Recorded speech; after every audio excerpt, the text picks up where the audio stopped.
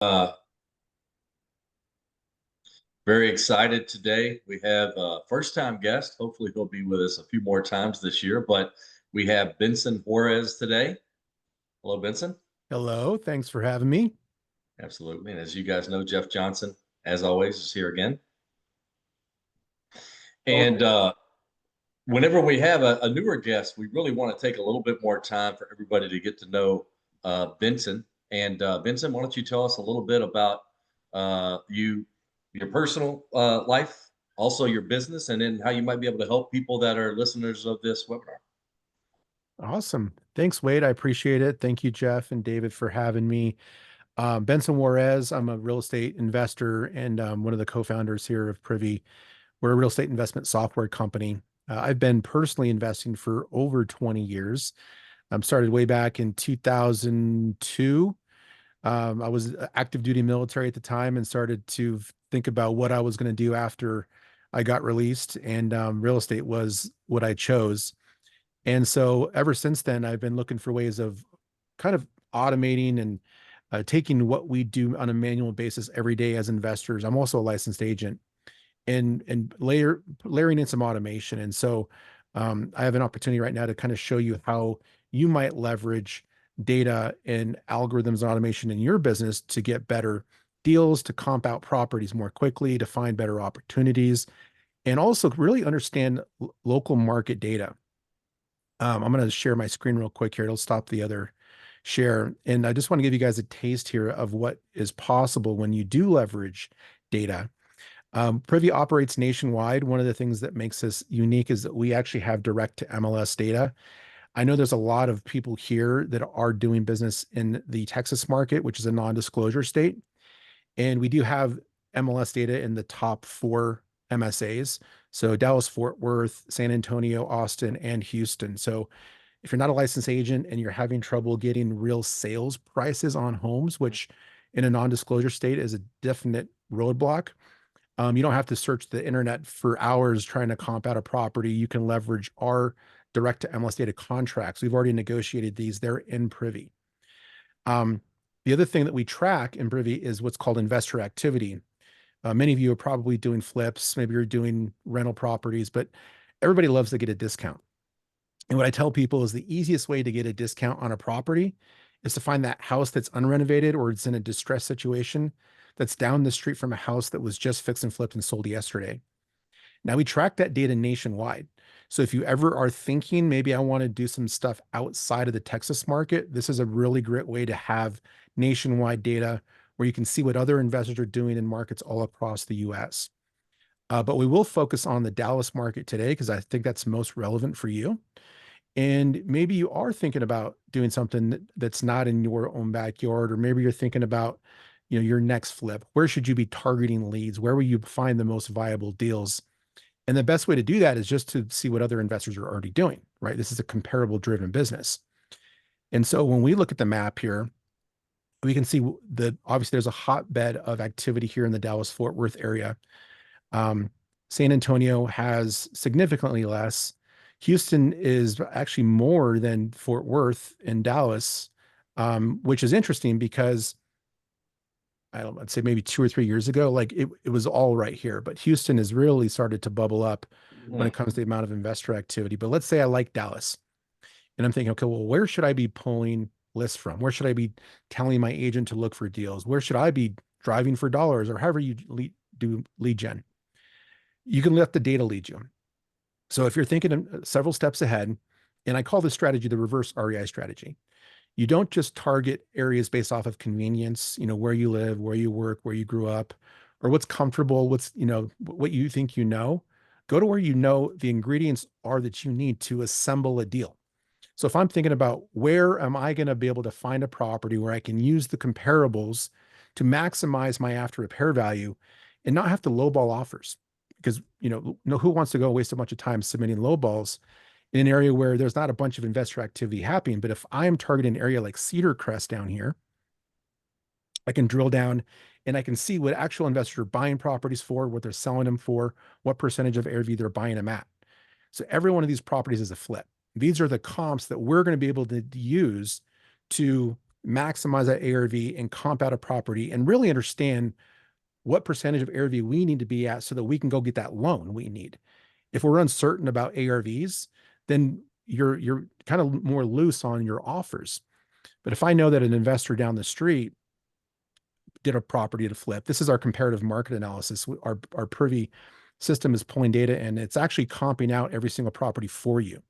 So it builds this CMA, and in that CMA for this home, it automatically pulls in the comps based off of the major property characteristics. We have a comping algorithm. We have a way to adjust and massage that data so you can, find the data that you need to establish value. And then below that, we can see the before and after on the deal itself. So this house was just flipped. It was purchased in August of last year. We can see what it looked like before it was renovated. And we can see like what's driving value. And then we can see the after. Now, the after could be very valuable for you because if you're thinking about putting together a plan for a renovation, you don't want to overbuild, you don't want to underbuild, you want to hit that sweet spot. And so right here on the right, you can see what kind of renovation they did. You can get design ideas. You don't have to let the after product sort of hold you back from taking action. They bought this from the MLS, you guys. So there's this consensus out there, and I think it's a misconception that you can't find good deals on the MLS. Well, you can if you're doing this reverse REI strategy I'm showing you. They bought this property at 49%. That's a great deal. Wade, that probably matches So some so can you loan put products. numbers on this? So what they bought it for how much? 170, is that correct? Bought it for 170, sold it for 350. Okay.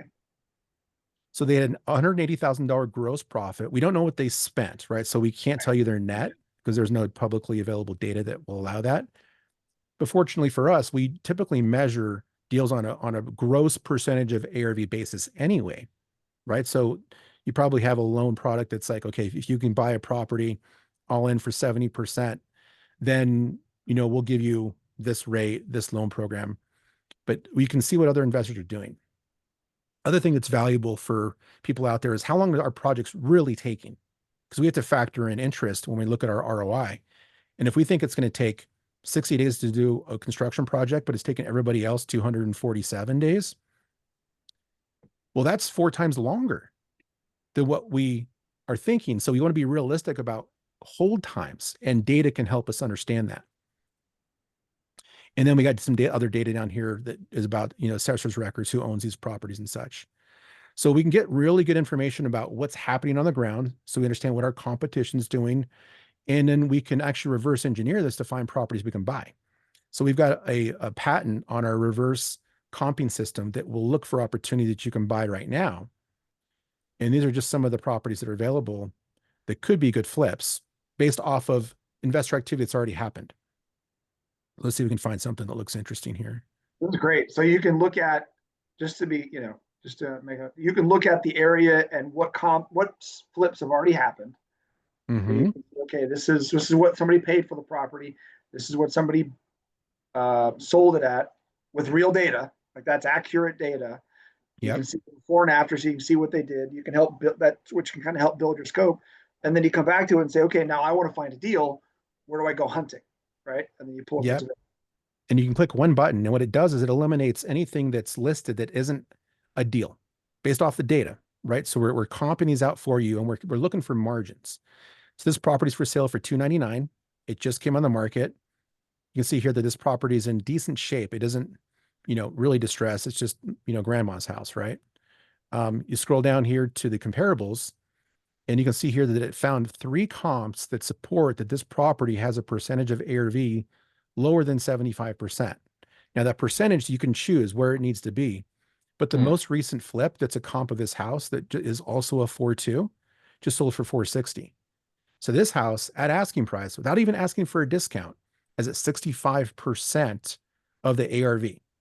Could you go in and negotiate a lower price? Potentially, but we've already pulled this needle out of the haystack for you without you having to go and comp out 1,000 properties to find the 2 or 3 that are actually viable. This is the power of the comping algorithm and how it can help you get better local market knowledge, make you a local market expert, understand what other investors are actually doing, and then find deals like this every day in an automated fashion. We can save these searches and have these properties delivered to our inbox every day. So we have constant deal flow so that when we are ready we do have a property that matches that loan product the Catalyst has. It's seamless. And you just match those up, and you can share this property with your team over there. So you have an AE, you just click share. You can send it to your account executive over at Catalyst, and they can look at the comps with you. And now you and your team are all speaking the same language, and they can say, yeah, write an offer. That looks like a great deal. Let's make a move on it. And then if you get under contract, then you just start doing the loan process. Some of the, and I will say this, like if you look at some of the data we're going to look at here a little bit, inventories are up, right? So it's really starting to get into a buyer's market type of category in some of these places. So you can make, what I would call stupid offer, but you can really make some offers that make sense. And, there's a good chance you're going to pick one up, right? A lot of these properties may be sitting for a while. And you never know which properties are, when you're going to hit the right property at the right time with the right offer. Not everybody is a robot. These sellers are people. So if you hit them at the right time and say, okay, let's go, I'm ready to sell, you might be able to pick up some properties. So it's important to make a lot of offers that are going to let you help pick up properties. Yeah, absolutely. Yeah, I'm sorry, Vincent. Did you have something else there? Go ahead, Wade. Oh, I was just going to say that we've done these deal nights in partnership with Total Wealth Academy and the Seago Group the last couple of months in Houston and Dallas. And one thing that we're really seeing is that, to just point, there are more discounted deals out there because of the market. So it's an excellent time to buy rentals. And if you buy a flip deep enough, you really have to make sure you have your numbers tight, because Benson's numbers are showing that people are successfully flipping properties as well. But you have to buy at the right price point, because you have to have a property that's at or better than what's in the market, priced less than the market, in order to confidently be able to sell it quickly because of where we are in the interest rate environment. So flipping is being done successfully. We have some of our borrowers who are doing it. You just really have to buy at a lower level than you did in the past in a low rate environment, when things are just popping off the market almost instantaneously. Conversely, if you're looking for fixed or rent, man, it's an excellent time, because you don't have to sell at the end of the rainbow. You're looking to hold that property. Rents are very solid across Texas, and you're able to get those homes at a significant discount. And if you've not heard about the deal nights that we're doing, definitely reach out to Catalyst after to learn more about those, because those are very productive nights too. But if you want to really grow at scale, this software is the way in which to do it, because you're able to take more control of the process and identify those properties on your own. And I'd like to add too, I didn't show you guys the rental data comps that we have. So we partnered up with the largest aggregator of rental data from property management companies in the country. So we pull all that property management data, rental information, and so it's automatically pulling rental comps for you too. And we have a deal filter similar to the one we looked for flips that looks for long-term rentals. And it will look for properties that match your measuring stick: cap rate, cash on cash return, annualized return, and it does all that math for you. Maybe it's something we can look at a different time. I don't want to take too much time, but if you are focusing on rentals, we can certainly support you there too. You know what? I'd say we look at it real quick. I mean, because most of the people yeah, it'd be great. Yeah, let's do that real quick. I think it's a great idea. Yeah, to Wade's point, like a lot of these deals we were selling, and in my opinion, a lot of the best strategy right now is buying these properties for rental for long term. And so Absolutely. We do get a lot of folks asking about cash flows. So yeah, I think this would be great. Yeah, so that filter we were just looking at was the fix and flip filter. And I told you before, you could adjust the percentage of ARV. So you can adjust that right here, up or down. If you're doing flips in Chicago, I mean, you might have to be at 50% for the numbers to make sense. If you're in LA, you might be able to go to 75%, right? So you can adjust it based off of what you're seeing in that market. So what does that mean exactly? Explain that if you can. Yeah, so this basically here is when it's doing the comping of the property, you're telling it to compare the ask price of the home to the price of the comps. And you're looking at properties basically that are listed that are deals underneath the margin that you set. So if I were to say, okay, this 50%, any property that's listed at say 200,000 will have to have a comp over 400,000 for us to flag it, Gotcha. right? Gotcha. The So lower it's the not including percentage. repairs. You're going Right. to have, you could probably have a good back of the napkin number for repairs in a given market. Like Yep. on the average property that's, 3,000 square feet, I'm going to spend, maybe $25 per square foot in this price point, or maybe 30, whatever the case may be. Maybe you have to do a really top end rehab, or if you're doing a rental, maybe you're a lot lower than that on a per square foot basis, right? Yeah, and with the rental property too, you don't need to be so low because you don't have to realize your profits right when you sell it. So if you're Right. doing a rent to fix, you might go to 70% because you don't have to get that money back right away, and then you can earn your money back over time. You're increasing the value of that property, you're increasing the rents, and then you'll get a better ROI on that rent to fix. So here's that long-term rental button. So click long-term rentals, and then you choose how you want to measure the cash flow right here. And there's a little explanation of what each of these mean. But let's just say I needed a property at a, say, 9% cap rate. And then I went to Jeff and he got us approved for a loan up to, say, 500,000. And then you want, 3.2, or you want a house that has no HOA, you can control the buy box here. And then you just rerun the search. And now it's going to evaluate the properties based off of a cash flow basis. So this house is a 3-1. It's listed for 155. You can see the CMA looks different now. Now it's highlighting the rental data on top of a property. And you can compare, say, what it looks like from a rental perspective versus a fix and flip perspective. But this has rents from $1,600 to $2,500 a month. And then that's why we have ranges here in the way that we're measuring if it's a deal or not. And it's all editable. So if I click edit here and I go into the rental calculator, I can adjust our assumptions. So I might lower the purchase price. Maybe we want to get it at 140. And now you can see all these numbers are adjusting on the fly.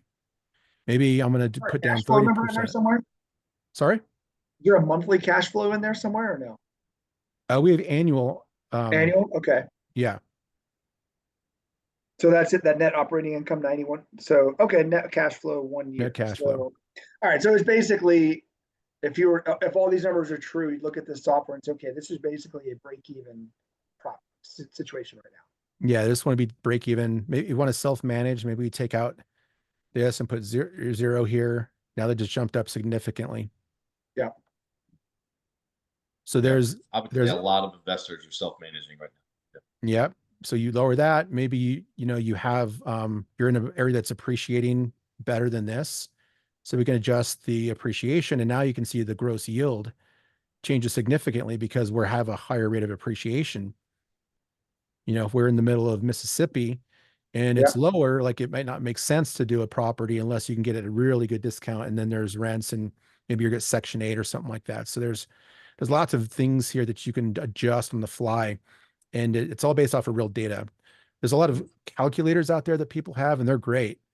But the problem with them is they're not populated with real data. And you can spend all day trying to get everything in there when we are auto-populating the calculator with this specific property on the fly. And it's on a per property basis. Can I just ask you to highlight something real quick? So Sure. what is I think I remember this, Wade, it was like 4.5. What is the annual, say over the last 50 or so years, the annual appreciation rate of real estate? I think it was like 4.5 in the fours, or does that sound right? It's about 5%. Yeah, it's Okay. about 5. So put It that at depends on the 5. market. They put it to 5%. Yeah. Please. So I talk to people all the time about doing deals, and they get into one, they're ready to pull the trigger. Maybe the appraisal comes in a little bit lower, or the rehab's a little bit more than they were hoping. And they're walking away from a deal for, say, $5,000 out of pocket. Well, if you look at those estimated annual returns, I'm pretty sure that means if you buy this deal right now, 10 years from now, all things being equal, you're going to be in a better position by over $100,000. Is that what that says? Yep. So investors, keep that in mind when you're analyzing deals, when you're looking at rental properties. And over the long haul, it's easy to get caught up in the what's right in your face, which is an extra 5,000 here, even 10. But if you're in this for the long haul, it's pretty hard to screw up 100,000, or God forbid you go to 20 and it's 300,000, right? So don't let seemingly important dollars at the beginning mess up what could be a colossal mistake by not buying those properties. And you look back 10 years later and say, I could have been $100,000 richer. Yep. Yeah. I mean, there's the four main ways that we measure a deal, right? Cash flow, and there's mortgage pay down, depreciation, and appreciation. So when you factor all those different things in, it may make sense to buy a property that is breaking even, knowing that in a few years it's going to be worth a heck of a lot more.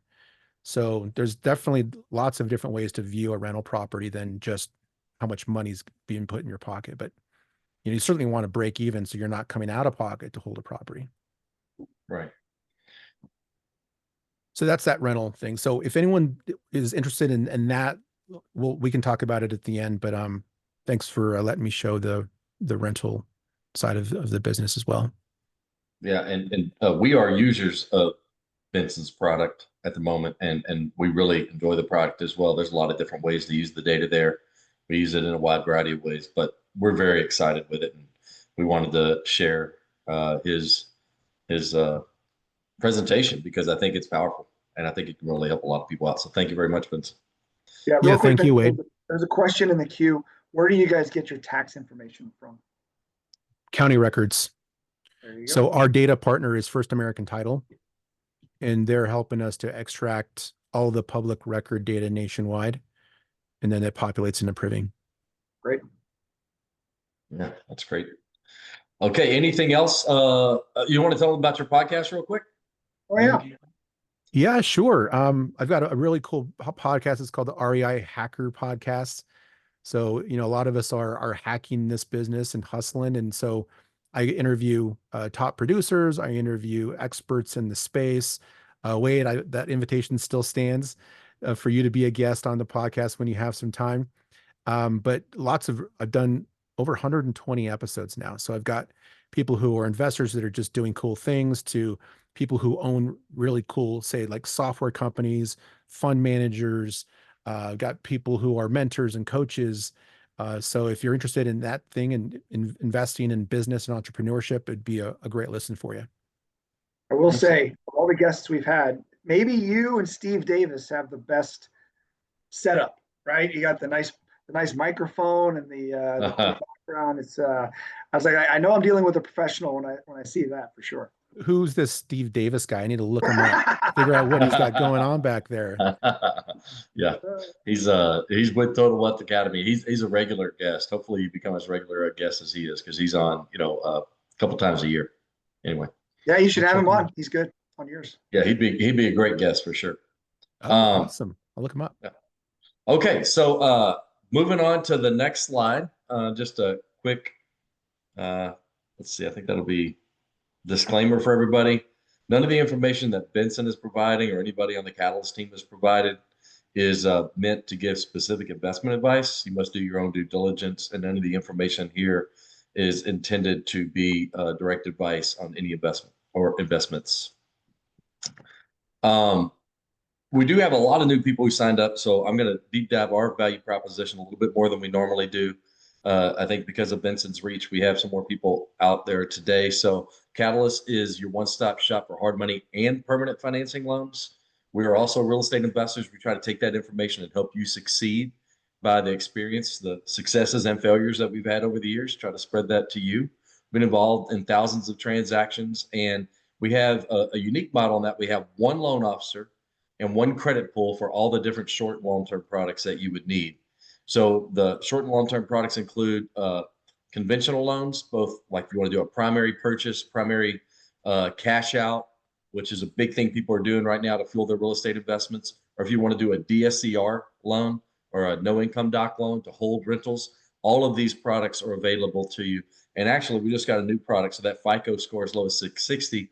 I need to revise that. We do have a product that goes down as low as 600 now. Now, it's going to be some slight adjustments in certain areas, maybe higher rates, maybe lower LTVs, but that's an excellent product for people out there who may have a lower FICO score.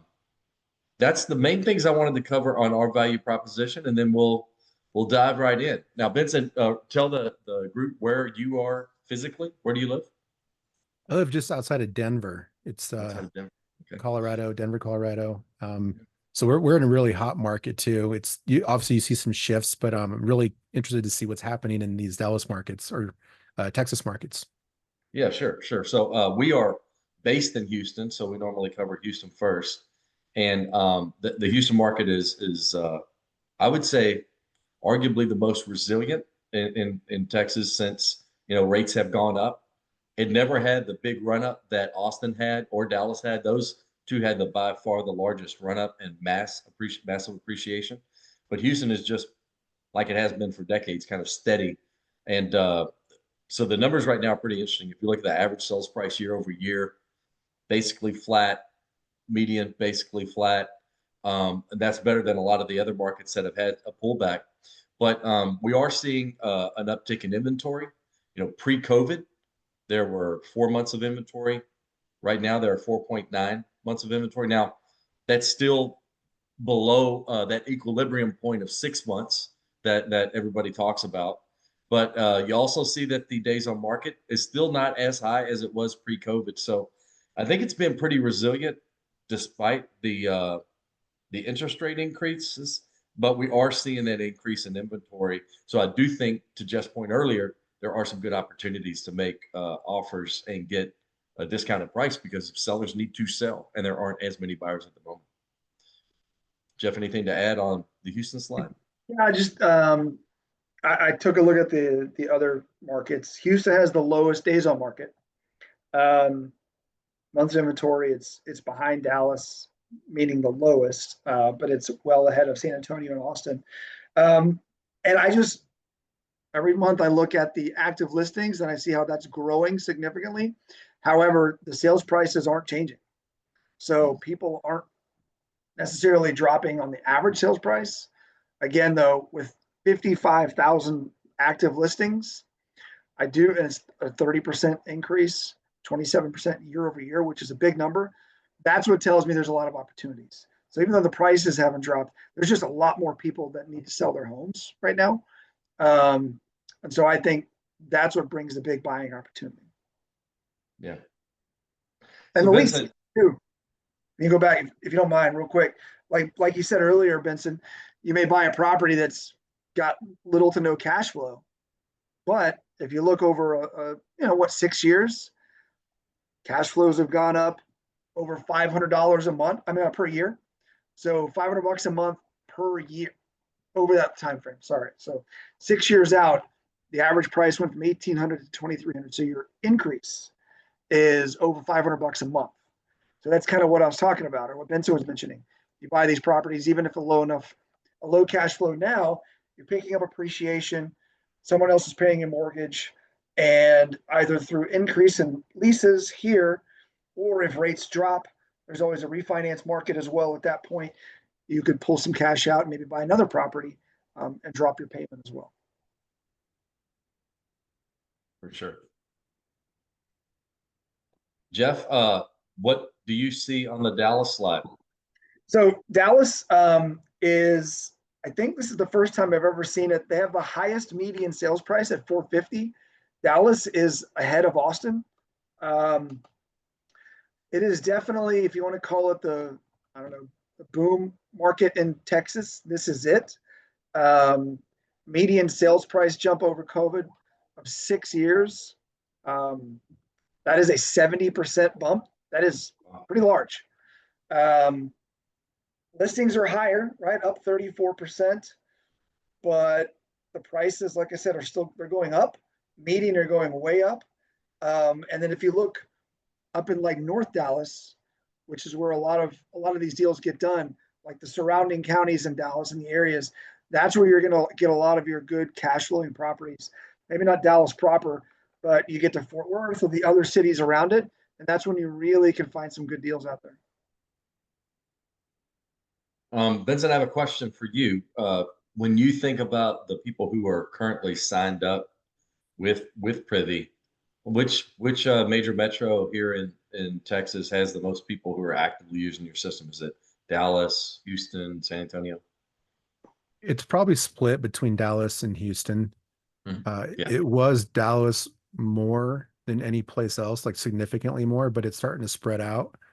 I'm seeing more and more people leave Austin and target other areas, Mm.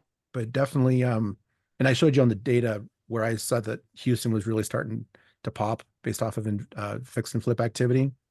So there's Hmm. definitely a shift toward Houston. Oh, interesting. Okay. And just out of curiosity, in the Denver market, like, do you have any gauge on, like, from pre-COVID, how much things have appreciated there and how the rental market is doing, just giving us some exposure to another market and how it compares to these Texas markets? I wish I did. We don't track that. I thought it was very interesting. You got like a column just for like pre-COVID. And it is Yeah. an interesting thing to measure against because that's like that event that we can look at. Like last time it was the Great Recession, right? Like everyone was like, well, pre 2009, post 2009, and now Right. we got COVID to measure against.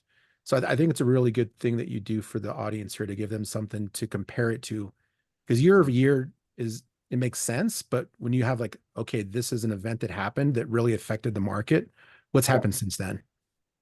Yeah. Okay. Um, so next we'll cover San Antonio, and that's another area that we're passionate about lending in, and it is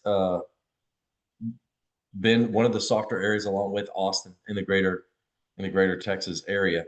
It has had slightly decreasing values for on the year over year numbers for some time. Still great appreciation since COVID had a pretty large run up. It was kind of uh, I would say tied at the hip, maybe not growing as much as Austin, but growing very rapidly for a while there. Whenever Austin was on that huge run up, and all of the tech companies were moving into that basic hill country area, but it has pulled back, and it also is kind of showing itself in other categories too. Like that days on market number, 77 is well above the other markets, and then the 5.28 months of inventory shows a little bit of slowness as well.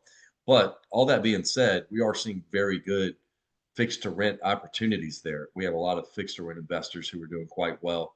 I think I think you just need to, if you're going to do flips there, you probably need to be a little bit more cautious than you would in Dallas or in Houston, because prices are dropping a bit. So you need to say, can I be profitable if there's a 5% drop in the current price today?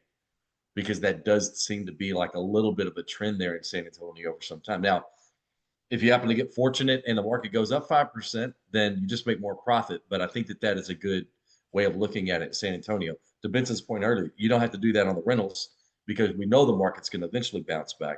It's just a matter of, is that in the next year? Is it in 2, 3, or 4? Any other advice whenever you see softer markets like this, Benson? Like, is there anything in particular that is a best practice for people trying to make a reduced offer on an MLS deal? Do you hear any best practices or stories from people who are really successful with that? You know, 5, 10 years ago, you would have to double down on price, right? And really just like looking at getting discounts, maybe doing more stuff off market than on market, where you're dealing with distressed people who are not as motivated to sell. But more now than any other time in history, you can do stuff, just go to a different market. Like, Mm. why force a market and just spend a lot of time and money to try to make it work when everything's so connected now? Like, again, this is a post-COVID scenario. We have all these ways of being virtual. You don't have to only do deals in San Antonio because you live there. Now with data and the way that we're connected, you can feel comfortable doing something in Philadelphia or Chicago or a completely different market than where you live. So, that's a big paradigm shift for a lot of investors, is like, you know what? I'm just leaving my market. I'm going someplace else. Yep, 100% happens all the time. We do a lot of. I was talking to somebody last week. We do a lot of deals for folks that live in markets that they frankly can't find rental properties that cash flow. California, Washington, Hawaii, basically any place that's expensive. It's really hard to find single family properties that cash flow. So we get buyers all the time that come into our market and say, so let me get this straight. I can pick up this property for very little out of pocket, and make a couple $100 and have a nice appreciation, I'm in. Let's go. So it is, like, to your point, that's a great way of putting it. Don't force it. Like, if you want to be a real estate investor for the long haul, flips are one thing, but if you want to hold properties for a while, you just can't find anything that doesn't lose money in your market, find another place. There's tons of ways to do deals outside of where you live. Like, what are the odds the best place to buy properties is where you live? It's low, right? Just use the data to find the best places that make sense for you. Yeah, and it's a lot easier to think- do a rental property too in a different market if you've got like a property management company managing that for you than it is to do a flip, right? So with rental properties, there's gonna be a lot less friction and it's much easier to do stuff virtually. Yeah. Flips And with flips. I'm sorry. Wait, San Antonio, you can still flip properties in San Antonio. You just need to buy them right. Right. That's what I was talking about earlier. Just make the offers that make sense for your numbers.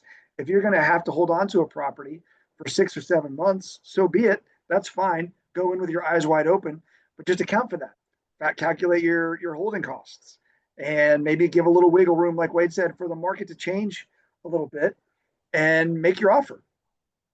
You can still get deals. You just have to be aggressive with making more offers than you would otherwise.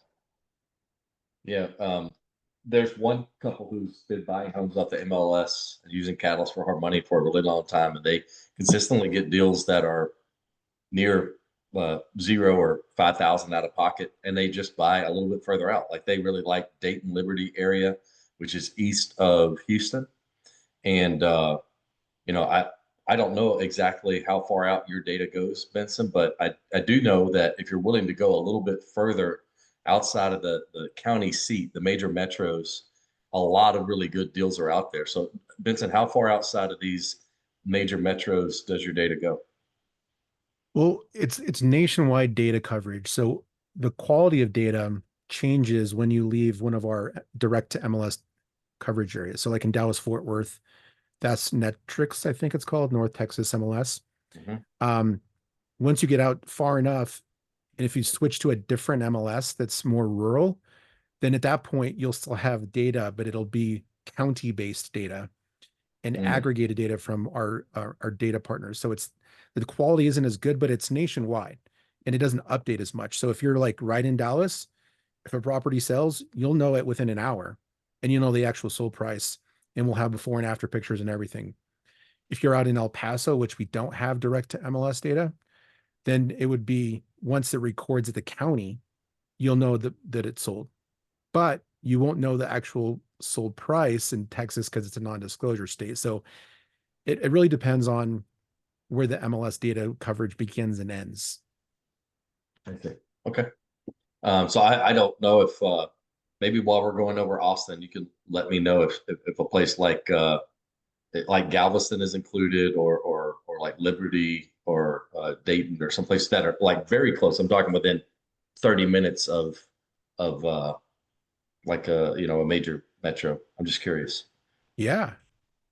But then let's move on to Austin while he's grabbing that. And Austin is a definitely, it had the biggest run up. It was an incredible success story, maybe the most rapid appreciation in the country for a while. Definitely pulled back, down 4.3% year over year, and still up 40% since pre-COVID, which is one of the better numbers out there. Still a little bit better than Houston, I think, and then but not quite as good as Dallas. We are seeing an inventory and days on market uptick, 5.6 to 76 days. So that is rapidly approaching kind of that equilibrium that we talk about of 6 months. So I think there are some real opportunities in Austin as well. I think that's a little bit more difficult market to find cash flowing assets unless you're doing that 2 to 4 unit, but that is a heavy duplex to quadplex market. And for those of you that don't know, you can use excellent DSCR and conventional products to hold those. And that's a really good hack. You can only have 10 conventional loans per person, or overall mortgage recorded to what's called a MERS system per person. But you can use a 4 unit. It still just counts as one property. So that is a great way in which to get more doors and more rents. Yeah. So Benson, tell us a little. Oh, real quick. I'm sorry, Jeff. Go Yeah, ahead. real quick, then Benson can opine. I looked at like the days on market and the months of inventory. And to your point earlier, Wade, about about San Antonio and Austin kind of being almost like one big blob of a market. The prices are different, but the activity is similar. Right? Yeah. The days on market is 77 for San Antonio, 76 for Austin, and the months of inventory 5.3, 5.6. So it's very similar. They're kind of caught up in the same run up and drop. Austin's just a little pricier. Hmm. Vincent, do you have any more information on how far out the data has that Yeah. more robust style data? Again, it is not like a exact, it's not exact science, like it's certain zip codes or whatever. It's really based off of where agents list properties. But you mentioned Galveston, that's 100% coverage by HAR. So we've got data there all the way up to Beaumont. That's all HAR data. Oh, Beaumont is your data. Oh, wow. That's all HAR. Okay, good. Wow. Okay. I did not realize that. And then what was the other one you mentioned? I'm assuming in Beaumont That is was like Liberty or Dayton probably would be as well. It's got to be in there because that's on the Yeah. way. Yeah, It's on the way. Like you drive right it's through. a little north, so you can check it, but I would think it's there. Yeah, I don't see Liberty on the map, but oh, there it is. Yeah, Liberty Dayton. Um, yeah, that's all HAR data. Yeah, it's all covered. That's great. So these are areas where people are getting off of MLS deeply discounted property. So I think what Vincent is providing here could be excellent value. If you're going to be in a major metro, Houston, Dallas, San Antonio, you're going to have more money out of pocket if you're willing to put a little bit of windshield time into the process and drive a little bit further out to look at your projects. It can really save you just an absolutely enormous amount of money. All right. Let's dive into some other slides, and this is going to be some national slides, Vincent. So you don't have to be as ingrained in the Texas info. So we're going to cover some national stuff. So new home sales up 10% in April. What are you seeing? Are there any other national trends that give a positive outlook beyond this, or what do you think about this particular data here, Vincent? We're not tracking like increases like you are here. Like this is a different sort of metric than we look at when we're looking at investment activity. But I fix and flip activity in general is a little down. I've just seen that on a nationwide basis, but it's shifting too, right? So it's shifting from some of these markets that were hot. It's definitely shifting inward. So less on the coast, less in LA and the East Coast to more the Midwest. That's kind of, we're seeing like the aggregate of activity is changing, moving more to the lower priced areas. Yeah. Lower priced areas. And one thing we notice as well, and I think Texas is a beneficiary of this, states that have a lower tax base, especially no state income tax. So people are able to get a little bit less expensive home, maybe significantly less expensive, and also get some tax advantages as well. So there is a lot of migration to those areas, including Texas, for sure. Yeah, and to landlord friendly states as well. So like you're seeing a big shift out of Illinois, for example, because before people were forced to buy rental properties there, but now because it's so common to do stuff outside local markets, you can feel comfortable buying something in Florida or Texas where it's more landlord friendly. Yeah, actually, we'll have a slide. I want to make sure we do get to it that talks a little bit about some very positive legislation for landlords that I think is going to make things a lot easier. So we'll definitely get to that slide in a bit.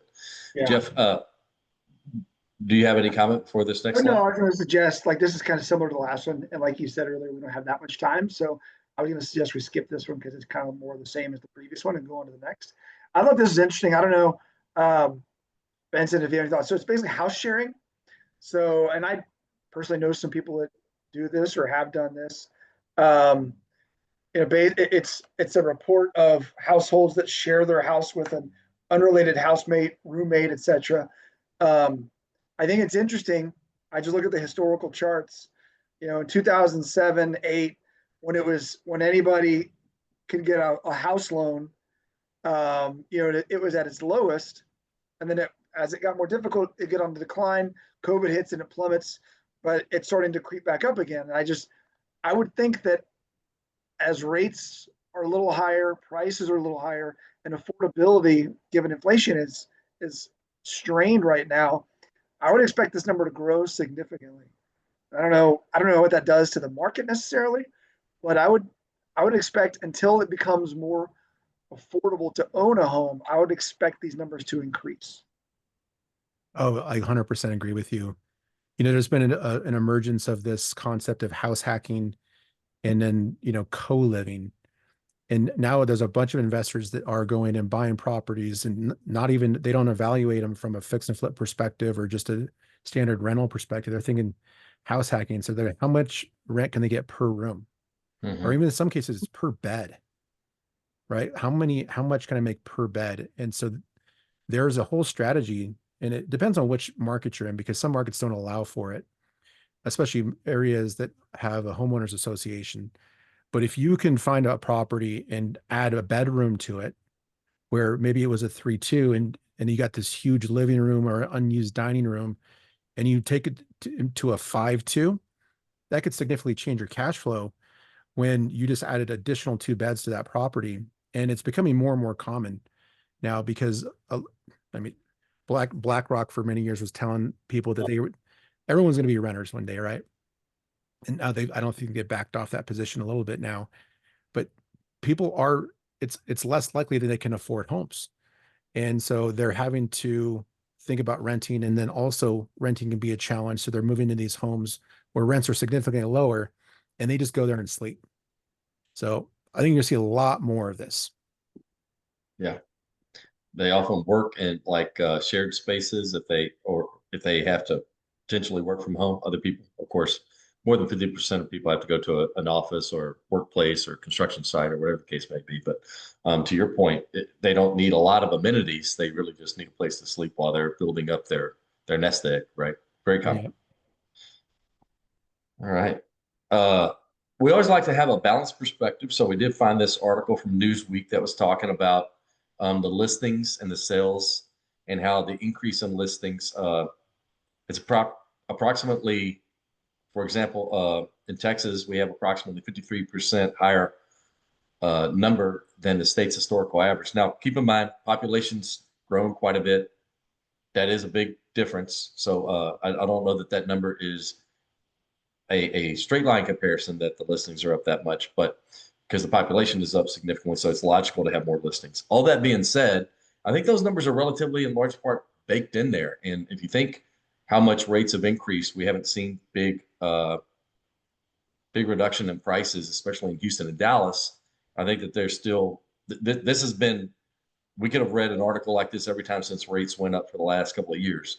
Now, I don't think that until this gets a little bit more normalized, we're going to see big appreciation like we did during COVID. But I think there's enough data there to say the stability, especially in Houston and Dallas, is going to be the thought. But what do you guys think on this? We've been covering this increase in listings quite a bit. Well, I think the numbers they must be pulling a different number because Houston says 33,000. And if you go back to our report, it was 55. So I think maybe this is Houston proper versus the other one was more like the whole area. But I think, kind of, maybe I'm oversimplifying, but it's kind of more of the same message. Like, hey, if you're flipping a property, just be aware that it might go down a little bit in the short run. So make sure you account for that. But if you're looking for deals and you're a buy and hold investor, that's a lot of opportunities, right? The more the listings, the more chances you're going to hit that deal that makes sense for you. I don't know, that's my take at least. Yeah, I would just say in any market where you're starting to see a shift, it's just giving more power to the buyers. So in the seller's market, they hold all the cards and they can negotiate higher prices. And, for years, investors have had to take it. But when you see a shift like this and you see more inventory, the sellers lose some of those cards and that shifts to the buyer, and it's just more balanced. right? So you're going to see better negotiations, and it's going to be more deal flow for everybody here. Yeah. I mean, like we talk about this a lot, and I know this is the first time you're on here, Benson, but back in the golden days, right during COVID, um, all the power was with the sellers, and the deals that we were getting, even the off-market distressed deals, people were putting in 30, 40, 50K per deal every single time. And that may not be a lot for people in Denver, but in Houston, that's a lot because we just don't have the ARVs that you guys do have maybe on the West Coast. So if you're putting in 40, 50K in a Dallas deal or a Houston deal, that represents a pretty big chunk of the whole value. Now, like you said, cash flows are down, but the cash out of pocket is lower. And I think it'll stay that way as long as this market stays this way. Yeah. Absolutely. If we could go to page 19, I'd like to cover this eviction reform because Benson hit on this earlier, how big of a deal it is. I'd like to compare and contrast a little bit, Benson. I'd be interested in hearing what you see in states that maybe even Colorado or other states that are different. But this month, Texas did approve a revised eviction reform bill aimed at speeding up the process, especially for squatters from private property. You know, we had somebody who has been in a property who was a borrower, unfortunately, that kind of pulled a couple of things that were real challenging. We've had some other situations, not on our portfolio, but other people who might have had some difficulty there. But the squatting situation can be challenging because getting people out of the property can be more difficult depending on how the state approaches it. But it does mandate that landlords must accept late rent payment before they initiate eviction proceedings, providing the tenant has no previous delinquencies. But like if they are multiple times late, then it's going to allow you to go ahead and do that. So I think that Texas was already a relatively landlord-friendly state, but they've really tightened up a couple of these things in the squatting category. And I think the legislation actually said that providing something like a fictitious lease or some other things like that, or other fictitious documentation, can be a felony, which I thought is very strong. But if people are presenting fraudulent documentation, I can understand the rationale. So just out of curious, so people on the phone understand, compare and contrast, how are things maybe different in other areas where you've invested, where it's more challenging to get people out? Yeah, I mean, it's happening. I mean, obviously, a lot of this is political, right? But without getting political, it's happening mostly in blue states. So blue states are typically less landlord friendly. So it makes it harder for an investor to get a better ROI. Now, God forbid you have a squatter, but it's even just normal stuff, like just someone's not paying rent and then they stick around. And so a lot of those states were empowering renters to take advantage of landlords. And that happened really deeply in the COVID era, right? There was the CARES Act, and it took years for people to start to get back on track, lenders specifically with regards to foreclosures. And that was affecting landlords. So landlords had to pay their mortgage, but renters didn't have to pay their rent. So now you've got a negative cash flow perspective. How does anybody make any money with that? So if you are going to buy a rental property, you got to take everything into consideration, not just cash flow, not appreciation, depreciation, but think about an event where you got somebody who's not paying. What's that going to do to your bottom line? You could have a perfect year, right? And you're cash flowing, you're breaking even, you're thinking you're going to make a bunch of money in that property. And all of a sudden someone decides they're not going to pay their rent for a month or two or three. Well, your ROI just plummeted. So this is really a larger decision to make about where you're buying a property, not just cash flow and appreciation. Yeah, I think I saw some type of news program like 60 Minutes or something like this that was interviewing somebody, and I think it was in Los Angeles. This is not long ago, that someone had been in the property, not paid rent since COVID. They had like really elaborate like Lamborghinis and all types of crazy cars there, and they still couldn't get the person out. It was pretty crazy. And it was some COVID era rule in place there for Los Angeles County, so it was pretty crazy. I think that had been like four years and something. So it was an expensive home too. It was like a $1.5 million home. Can you imagine having to pay the taxes, the insurance, and all that? And you can't sell it either because you have you have a tenant in there. So very, very challenging. I can only imagine. And we sometimes get frustrated because our cash flow is not what it was in the past, but at least we're not upside down on them, right? All right. I think we're right at time here and asking questions. So in my opinion, let's cover the affordability index real quick. Thank you, David. I always love that slide. David was going straight to it. We know we love to cover that.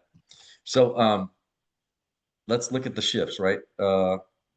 So Dallas is well ahead of Austin in the lack of affordability. It's very interesting because if you remember, in May of 2019, Dallas was less affordable than Austin. Austin made the big switch and became less affordable, and now Dallas is less affordable than Austin again by a pretty large margin, moving up to 17.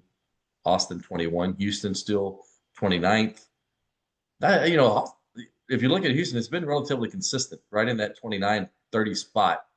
San Antonio is always the amazing one to me. It was 49 in 2019, 70 in 2024, and 69. So has become significantly more affordable compared to the rest of the country over time there in San Antonio.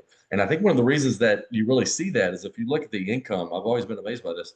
The average income, household income in Houston is 65.8, San Antonio 65.8, but the homes, you look at the home price 375 in Houston, and in San Antonio 279, like almost 100,000 less when people make a comparable amount of money. That's an incredible number.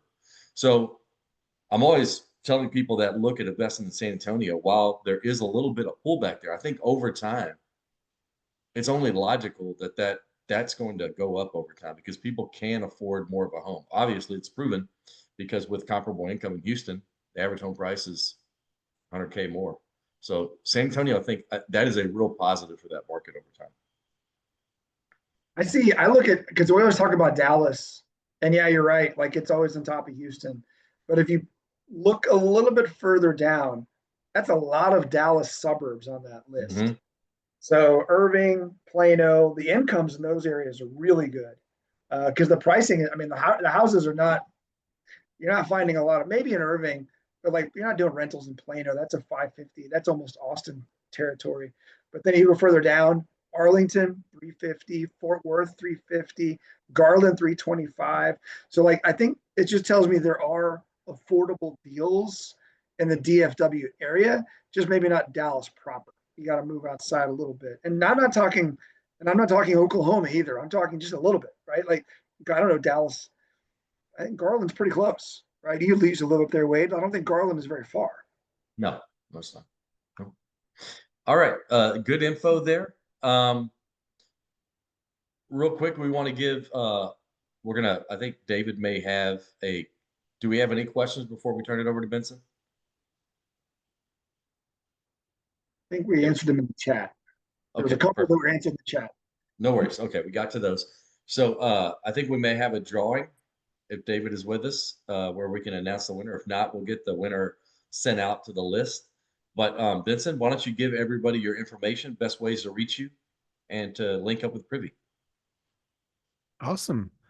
Well, thanks, guys. That was really cool. I've never seen it formatted that way. I like how you had all the data there, and it was really helpful.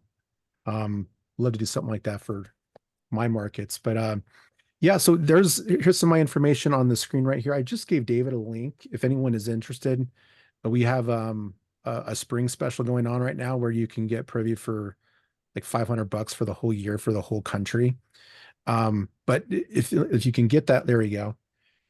There's a bunch of information there. There's like a little demo that shows you the whole system with more detail. Feel free to check that out. There's a bunch of videos and stuff there. If you're scared of technology, don't be. We've been doing this for over a decade now, and we take all the feedback from our users and we build that stuff into the platform. And so we've made it really user-friendly. And I do a live training every week where you can come and talk to me, ask questions. We got a bunch of on-demand training as well. So please check that out. REI Hacker Podcast. You can just do a quick Google search. You can find that. There's really amazing guests. And then if you want to ping me or DM me, then you can find me on Instagram at Benson_REI. And I post some cool reels and stuff there, shorts from my podcast interviews. So thank you very much for you guys listening. And I appreciate the invite, you guys. Yeah, that was great, Vincent. Great insight. And like I said earlier, we are users of the Privy platform, really like it. So we believe that you could get a lot of value from it. So at least reach out to his team and check it out. Hopefully you guys can find some great properties. That's the goal. Sure. Yep. All right, everybody. Apologies. Yeah, just wanted to announce our winner. Sorry about that. It's going to be Chris Brandt. So Chris, we're going to be sending you over information to get that discount on your closing costs. Chris has a deal or a couple in the pipeline right now. So good for you, Chris. Awesome. Timely win. Yeah. That's the way to do it right there. Just one, Chris, not all four. All right. Well, we really appreciate it, everybody. Thank you, David, for putting this together. Thanks again, Benson. Everybody have a great month end. Thank you. Thanks, Benson. Thank you. Bye, everyone.